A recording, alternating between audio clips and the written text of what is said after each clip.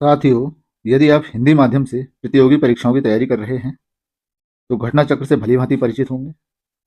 और यदि आप सामान्य भूगोल का रिवीजन या प्रैक्टिस करना चाहते हैं, तो इनका तीसरा खंड आपके लिए काफ़ी उपयोगी हो सकता है।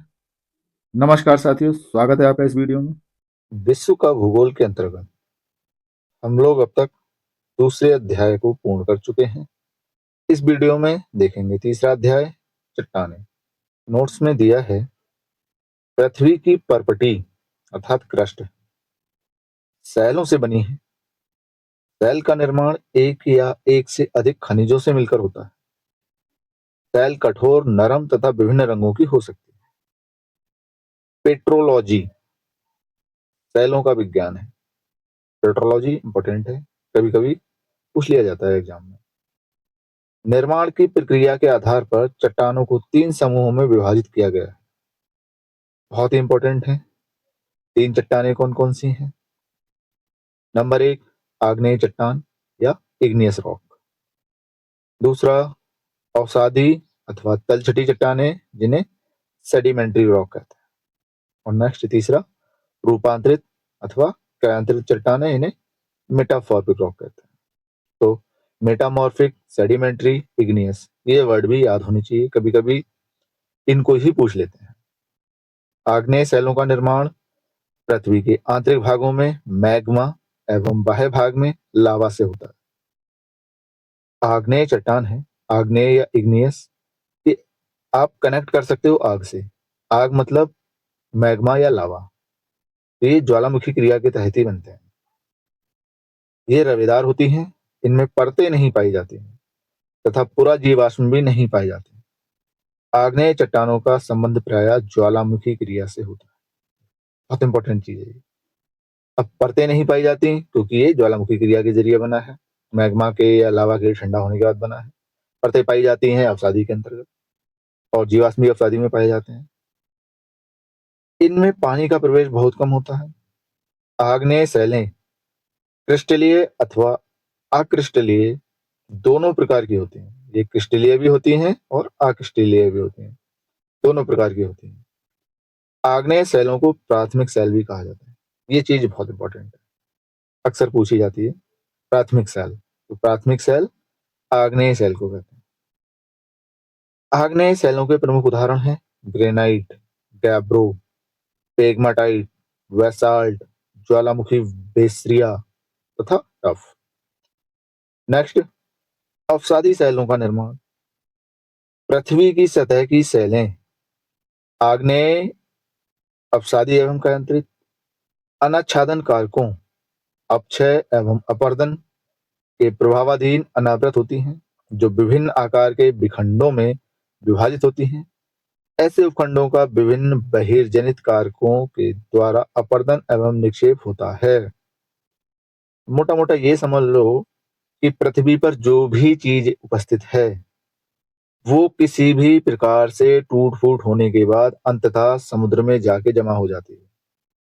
जमा हो जाती है मतलब अवसाद बन गए, और वो परत दर परत जमा होते जाते हैं, और बहुत लंबे समय बाद भूगर्भिक हलचलों की सहायता से वो चट्टानों में परिवर्तित हो जाते हैं। इसी को अवसादीय सैल कहा जाता है। आगे इन्होंने कहा, यह प्रक्रिया सील भवन कहलाती है। बहुत सी अवसादी सैलों में निक्षेपित परतें सील भवन के बाद भी अपनी विशेषताएं बनाए रखती हैं। इसी कारणवश वालुकास्म जैसी अवसादी सैलों में विविध सरंध्रता वाली अनेक सतहें होती हैं। निर्माण की प्रक्रिया के आधार पर अवसादी सैलों का वर्गीकरण 3 समूहों में किया गया है। पहला है यांत्रिक रूप से निर्मित अवसादी सैल का उदाहरण बलुआ पत्थर, पिंडशिला, चूना पत्थर, सैल, लोयस, कांग्लोमरेट, सिल्ट, मृत्तिका। दूसरा है कार्बनिक रूप से निर्मित अवसादी सैल का उदाहरण, यह है गीजराइट, खड़िया, चूना पत्थर और कोयला। तीसरा है रासायनिक रूप से निर्मित अवसादी सैल का उदाहरण, सुरंग पत्थर, चूना पत्थर, हेलाइट, पोटास आदि। नेक्स्ट है रूपांतरित चट्टानें या कांतरित चट्टानें या मेटामॉर्फोस, यानी इनको मेटामॉर्फिक चट्टान भी कहते हैं। तो रूपांतरित चट्टानें अन्य चट्टानों के रूप परिवर्तन के फलस्वरूप निर्मित होती हैं। मूल रूप में रूपांतरण शब्द मेटामॉर्फोस से लिया गया है।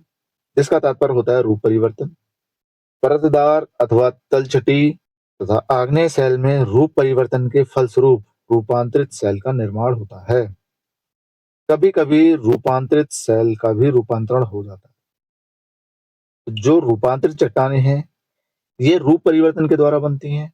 ये आग्नेय से भी बन सकती हैं, अवसादी से भी बन सकती हैं और रूपांतरित का भी रूपांतरण हो सकता है, यानी तीनों से ही हो सकता है। इस क्रिया को पुनः रूपांतरण अथवा अति रूपांतरण भी कहा जाता है। चट्टानों में रूपांतरण सामान्यतः ताप, दाब एवं रासायनिक क्रियाओं के फलस्वरूप होता है। रूपांतरण क्यों होता है वो बताया इन्होंने, ताप, दाब और रासायनिक क्रिया।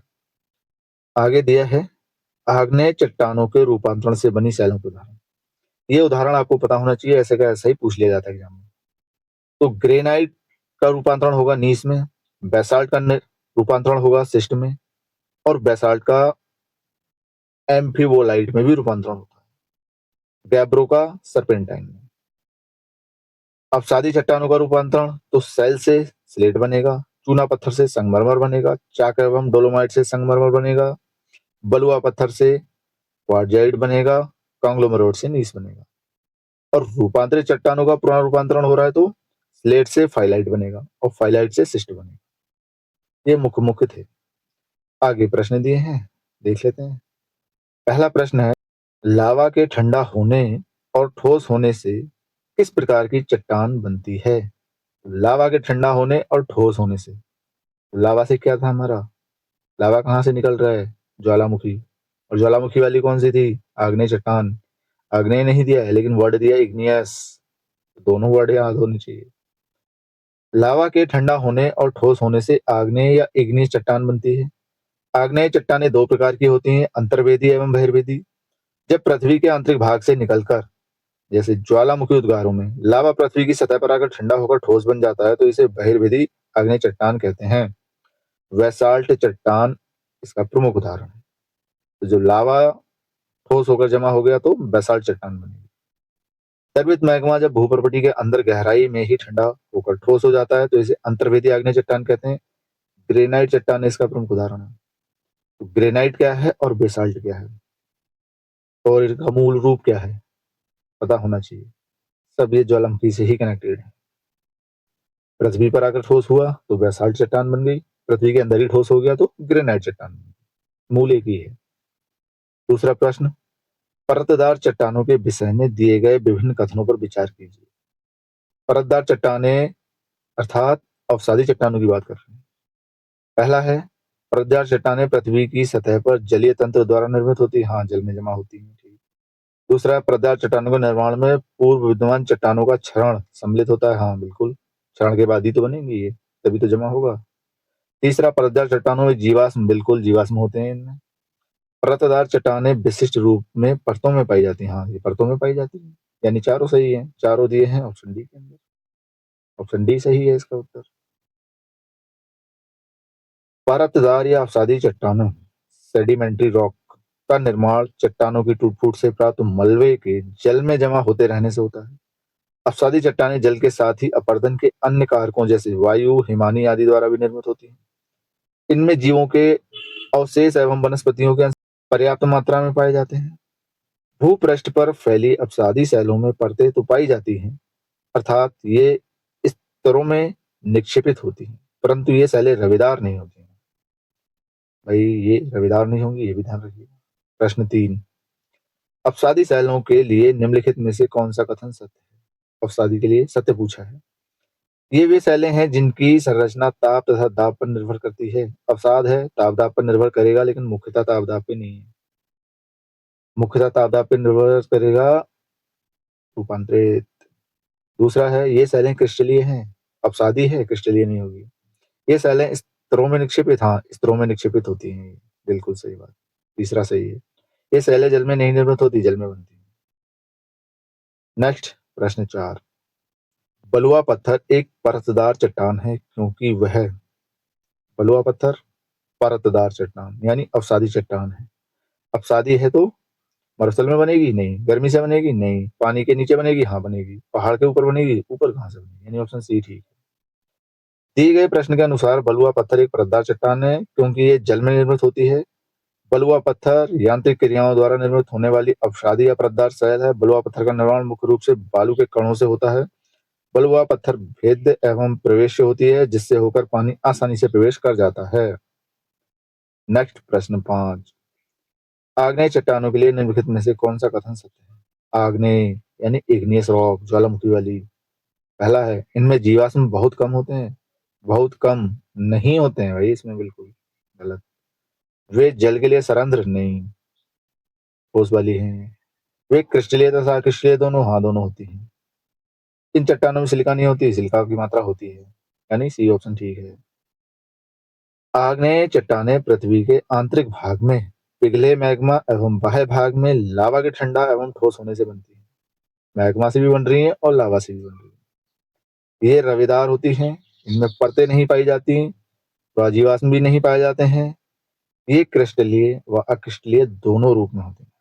प्रश्न 6, अधोलिखित यानी कि नीचे लिखी कौन सी चट्टान में जीवाश्म नहीं पाए जाते? तो जीवाश्म किस में नहीं पाए जाएंगे और किस में पाए जाएंगे, ध्यान है। तो जीवाश्म हमारे अपसादी में ही तो पाए जाते हैं। तो नीचे देख लो अपसादी कौन सी है, उसमें जीवाश्म होंगे, और जो अपसादी नहीं है उसमें नहीं होंगे।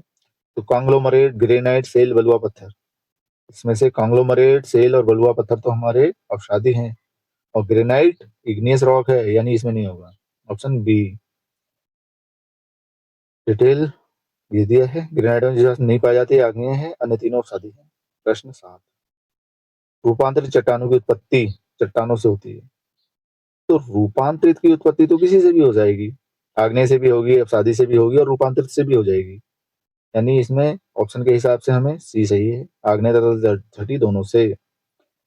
रूपांतरित चट्टानें अन्य चट्टानों के रूप परिवर्तन के फलस्वरूप निर्मित होती हैं। मूल रूप में रूपांतरण शब्द मेटामॉर्फोस से लिया गया है, जिसका तात्पर्य होता है रूप परिवर्तन। परतदार तथा तलछटी तथा आग्नेय सेल में रूप परिवर्तन के फलस्वरूप रूपांतरित सेल का निर्माण होता है, और रूपांतरित सेल पुनः रूपांतरित होकर भी रूपांतरित बनती है। प्रश्न 8 है, निम्न में से कौन सा रूपांतरित चट्टानों का उदाहरण नहीं है? तो रूपांतरित कौन सी नहीं है भाई? संगमरमर, quartzite, granite, slate. Granite igneous rock है, भूमि के अंदर यानी पृथ्वी के अंदर ही ठोस हो गया मैग्मा तो ग्रेनाइट बन गया, और बाहर आके जम गया, ठोस हुआ तो बेसाल्ट बन गया, और बाहर आ गया तो लावा, अंदर है तो मैग्मा। ग्रेनाइट रूपांतरित चट्टान का उदाहरण नहीं है, ये आग्नेय चट्टानों की श्रेणी में आता है, अन्य तीनों रूपांतरित चट्टान है। प्रश्न 9, निम्नलिखित में से कौन कायांतरित चट्टान का उदाहरण नहीं? कायांतरित मतलब रूपांतरित नहीं है। क्वार्टाइज, मार्बल, डोलोमाइट, नाइस। इसमें क्या है, नाइस को नीस भी बोलते हैं, डोलोमाइट बलुआ पत्थर, ध्यान है, ये हमारे कायांतरित नहीं है। दिए गए विकल्पों में डोलोमाइट अपसादी चट्टान है, जबकि क्वार्टाइज, मार्बल एवं नाइस नीस कायांतरित चट्टानें हैं। प्रश्न 10, निम्नलिखित में से कौन समूह से संबंधित नहीं है? यानी 3 एक समूह में है, चौथा एक बाहर है। नीस, बलुआ पत्थर, चूना पत्थर, सेल। इसमें बलुआ पत्थर, चूना पत्थर, सेल एक ग्रुप के हो गए, नीस अलग है। दिए गए विकल्पों में बलुआ पत्थर, चूना पत्थर और सेल अपसादी चट्टान है, जबकि नीस कायांतरित चट्टान है। सामान्यतः नीस का निर्माण ग्रेनाइट या डारोराइट के रूपांतरण से होता है। इसके अलावा गैब्रो अथवा सेल भी इसका निर्माण किया जा सकता है।